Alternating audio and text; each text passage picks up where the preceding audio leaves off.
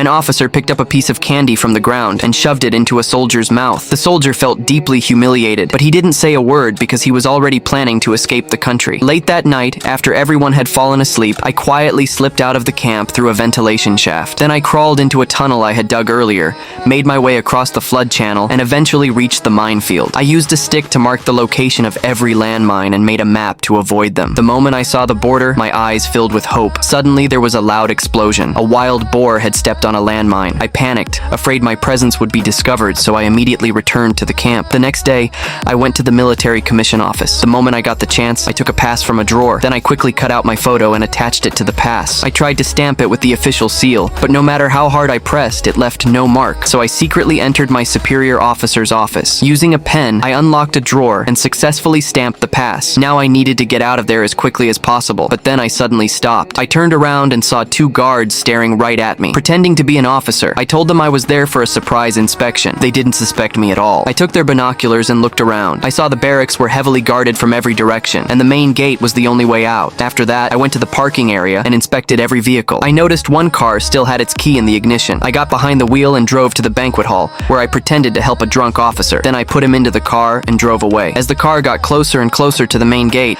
my heartbeat kept getting faster. Suddenly, someone tapped me on the shoulder. Luckily, the officer was only thirsty and asked for some water. Seeing the officer inside the car, the guards immediately let us pass. I successfully made it out of the barracks. When the officer finally sobered up, he found himself sleeping in the middle of a field. Meanwhile, I was enjoying my freedom when the car suddenly stalled. It had run out of fuel. Because of that, a passing military unit noticed me. I showed them my fake pass and managed to fool them for the moment. I told them I was on a secret mission and asked them to give me a ride farther ahead. But one officer sensed something was wrong. He immediately tried to contact headquarters. I quickly snatched the phone from him and then grabbed his gun. In an instant, a violent struggle broke out inside the vehicle. The car lost control, crashed into a roadside sign, and rolled over several times. Soon, a large military unit arrived and surrounded me from every direction. I pretended to have been shot and collapsed to the ground. The soldiers stopped firing and moved on. I seized the opportunity and sprinted away with everything I had. One officer spotted me and immediately ordered everyone to chase me. With no other option left, I jumped into the river and finally escaped my pursuers. The strong current carried me safely to the riverbank. I ran all night and kept running the entire next day. At last,